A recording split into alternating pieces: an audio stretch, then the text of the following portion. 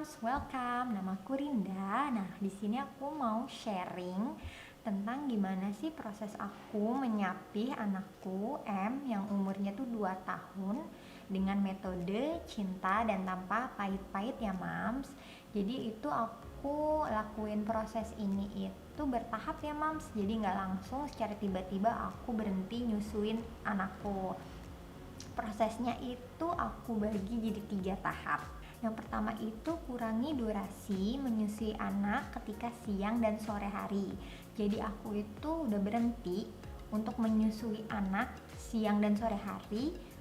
Nah, aku tuh udah gak nyusuin dia lagi kecuali ketika dia mau bobo siang, dia kan biasanya minta nen ya mamnya. Nah, itu aku masih kasih susunya, asinya gitu.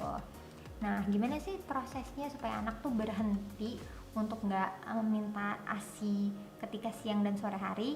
Nah, aku tuh biasanya kan kita bisa lihat tuh Mams, biasanya tuh anak kita itu minta nennya di jam-jam berapa gitu kan. Kayak kita tuh sebagai orang tua paling paham deh ya gimana tuh jam dia minta nen. Nah, sebelum dia minta nen, kita biasanya tawarin dulu dia tuh kayak snack time atau minum susu formula atau UHT. Nah, aku itu kasih dia tuh UHT gitu. Jadi aku tuh kenalin dia tuh lumayan agak susah gitu minum susunya selain ASI. Jadi dia tuh aku kenalin UHT sekitar usia berapa ya? Usia 10 bulan gitu.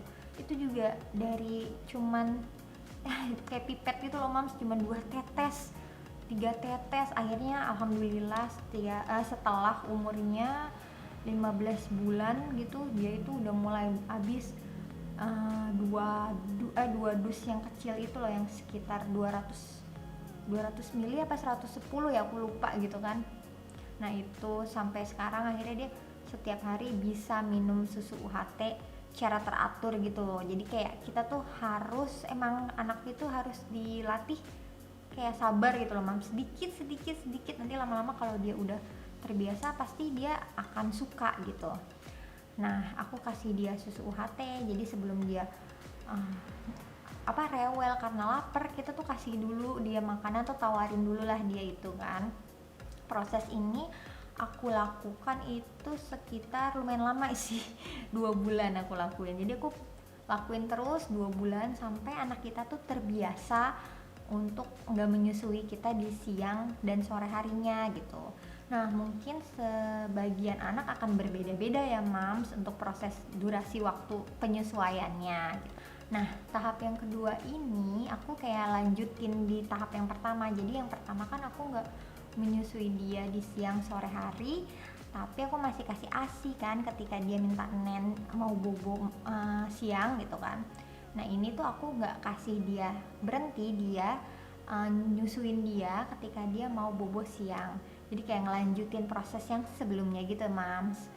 Nah, gimana sih caranya aku ngelakuin ini? Aku tuh lakuin ini biasanya gini loh. Jadi anak itu kan akan rewel ketika dia tuh kayak lapar gitu Mams. Usahakan ketika proses menyapih ini, langkah-langkahnya itu jangan sampai anak tuh lapar gitu. Jadi aku tuh bobo siangin dia itu setelah dia makan siang Mams. Jadi abis makan siang kan dia kenyang tuh, jadi perutnya masih kenyang gitu, jadi dia tuh nggak lapar kan ya Mams. Jadi bobonya itu nggak uring-uringan lapar mau nen gitu. Nah, abis itu setelah makan siang itu aku biasanya tawarin dia susu UHT, aku tuh sebutnya susu sedotan. Jadi mau nggak susu sedotan? Nah, biasanya dia minum tapi cuman sedikit gitu kan, karena udah kenyang setelah makan kan. Jadi aku tuh nggak pernah maksa anakku itu untuk kayak abisin susunya atau kayak gimana, enggak. Jadi kayak semaunya dia aja gitu. Kalau dia mau air putih ya udah air putih, kalau dia mau susu UHT ya udah susu UHT. Tapi jangan lupa ya kayak continue terus menerus supaya dia terbiasa gitu kan. Langsung gendong gitu biasanya Mam. Aku bilang ke anakku, ayo kita bobo yuk, bobonya digendong ya sekarang sama mama, dipeluk gitu kan. Nah, habis itu aku gendong, peluk, aku tuh sambil kasih kalimat-kalimat sugesti gitu ya, sugesti positif untuk anak kita supaya anak kita itu juga bisa berhenti untuk ASI, supaya untuk kemandirian kedewasaannya dia, mandirinya dia deh maksudnya. Nah, itu tuh aku sambil nyanyiin gitu Mams. Jadi kalimatnya itu kayak aku ngarang-ngarang aja sih, kayak M tuh sudah besar, anak pinter, udah mau 2 tahun, sekarang minumnya susu sedotan ya gitu kan. Kalau aus minumnya air putih, kayak gitu-gitu aja, anak baik, bobonya dipeluk sama mama, kayak gitu sih mams. Nah proses ini itu aku lakuin sekitar berapa ya, sekitar 1 bulanan sih mams. Jadi aku 1 bulanan ngelanjutin proses yang sebelumnya itu kan aku 2 bulanan ya. Nah ini 1 bulanan.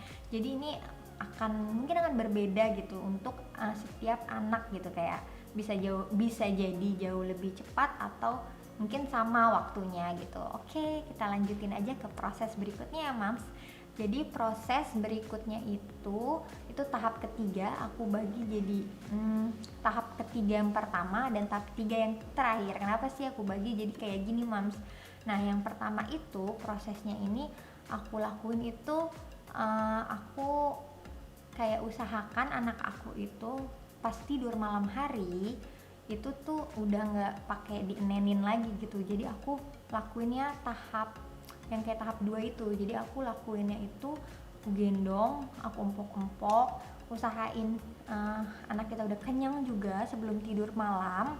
Tapi aku itu masih kasih ASI ketika dia mau ketika dia terbangun malam hari minta nen gitu. Jadi kan kalau anak tuh biasanya malam hari suka beberapa kali bangun gitu minta nen ya kalau anak ASI gitu. Nah aku tuh masih masih kasih ASI secara biasa aja gitu, kayak biasanya aja, kayak dia bangun berapa kali aku kasih ASI gitu kan. Nah proses ini tuh aku lumayan lama sih mams kerjainnya, karena waktu itu kayak ada beberapa kayak hambatan gitu, kayak anakku agak demam gitu kan. Jadi kayak aku ya udah deh nanti dulu dia ngelanjutin tahap terakhirnya gitu kan. Tapi ini aku lakuin sekitar berapa ya, mungkin hampir 2 bulan kali ya mamsnya, sambil kayak aku tuh bener-bener memantapkan diri kalau aku tuh mau menyapi anakku secara total gitu. Karena kan kayak bukan anak juga yang kayak mungkin ngerasa kehilangan proses menyusui gitu, kayak ibunya juga pasti kayak aduh biasanya kita menyusui kayak kita tuh kayak mungkin kehilangan momen itu gitu. Tapi sih sebenarnya ini sekali lagi memang buat anak kita, kemandiriannya dia ya mams ya. Nah kita lanjutin ke tahap terakhir ya mams ya. Akhirnya tahap terakhir nih mams. Jadi tahap terakhir ini gimana sih aku lakuinnya? Nah tahap terakhir ini aku tuh sama suamiku udah kayak bicara sharing gitu, kayak gimana ya aku mau nyapih M nih, kata suamiku ya udah ayo kita lakuin bareng-bareng aja. Jadi kita tuh kayak ngebagi tugas gitu mams. Jangan lupa gitu untuk support dari suami tuh penting banget gitu mams. Jadi aku lakuinnya ini ketika suamiku cuti 5 hari ya, 5 hari dia cuti, aku kayak udah yuk kita sapi M aja gitu, kita menyapi M aja. Jadi pas malam itu aku gantian sama suami aku. Jadi kalau pas dia rewel atau dia nangis terus, jadi aku kayak gantian gendongnya. Ketika hari pertama itu kayak biasa gitu mams, aku tuh kayak gendong-gendong dia, empok-empok dia sambil bobo, terus sambil kasih kalimat sugesti, aku nyanyiin gitu. Nah udah bobo, alhamdulillah tuh kan dia tidur. Nah pas dia tidur akhirnya bener kan, pasti kayak proses biasanya tuh kayak kebangun. Jadi anakku tuh bisa kebangun 4 atau 5 kali buat malam hari tuh buat nen doang gitu. Tapi itu kayak bukan bener-bener nen, kayak cuman ngempeng doang kali ya istilahnya. Jadi kayak gitu, tapi aku kayak agak kurang yakin nih sebelumnya gitu, aduh bisa nggak ya, kayak dia soalnya udah banyak banget kalau malam hari tuh bangunnya gitu, kayak kebanyakan bangun terus kayak nyariin mamahnya doang gitu. Nah tapi alhamdulillah prosesnya itu hari pertama dia kebangun sekitar 3-4 kali sih, 3-4 kali. Terus pas dia kebangun nangis, biasa minta nen gitu. Terus aku bilang ke M kalau M pinter ya, aus ya sayang ya, ini sekarang minum susu UHT mau nggak, aku tawarin gitu kan kalimatnya, atau enggak mau minum air putih. Terus dia tuh kayak tambah ngambek, tambah nangis gitu kan. Terus abis itu aku tawarin gendong gitu kan, aku empok-empok gitu, dia mau langsung tidur lagi. Tapi dia tuh nggak mau sama sekali minum. Aku tawarin air putih, pas kebangun tuh dia nggak mau sama sekali gitu. Jadi kayak dia maunya cuma digendong atau dipeluk aja. Nah itu hari kedua prosesnya juga begitu mams, cuman nggak begitu ini sih, nggak begitu nggak begitu sering gitu, kayak durasi kebangunnya jadi lebih sedikit gitu kan. Nah usahain banget anak kita tuh perutnya udah kenyang ya mam sebelum dia tidur gitu, biar dia nggak begitu rewel. Nah hari ketiga itu kalau nggak salah cuman sekali dia bangun, tapi abis itu nggak aku gendong gitu, aku cuman empok-empok dia langsung tidur. Jadi proses menggendongnya dia itu dari tahap pertama, kedua, ketiga itu tuh kayak cuman peralihan aja gitu. Jadi kayak kita tuh nggak bakalan secapek itu gitu gendong dia terus sampai dia besar. Jadi nanti dia terbiasa untuk tidur sendiri, untuk nggak nanti dia kayak cuma diempok doang itu dia udah tidur gitu mams. Nah hari keempatnya itu aku lanjut ya, hari keempatnya itu dia tuh benar-benar nggak bangun, udah tidur pulas banget sampai pagi gitu. Aku tuh kayak amazing banget, ya ampun anakku udah bisa disapi. Terus prosesnya itu ya cuma 4 hari alhamdulillah gitu.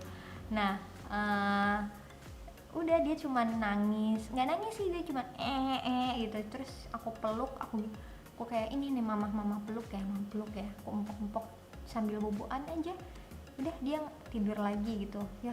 Udah, jadi prosesnya tuh cuman alhamdulillah 4 hari ya, tapi emang step by stepnya tuh aku lakuin lama ya.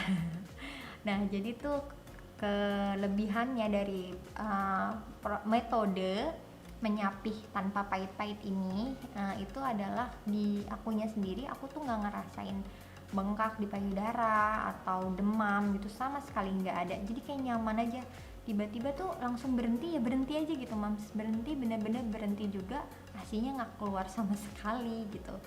Nah ke anakku juga jadinya pokoknya itu jadi kayak lebih kayak nggak ada perbedaan aja gitu. Kayak kan ada yang bilang kayak nanti anak jadi kayak lebih rewel, nah ini tuh alhamdulillah nggak ada. Jadi tuh jangan lupa kita juga kasih perhatian yang lebih besar dibanding waktu biasanya, karena tuh pas proses menyapih anak tuh mungkin akan kehilangan momen itu juga gitu. Jadi kayak kita tuh perhatiannya kayak lebih lah kasih ke si anak itu gitu kan. Terima kasih udah nonton videonya, mohon maaf ya jika ada salah-salah kata. Oke, bye, see you in the next video.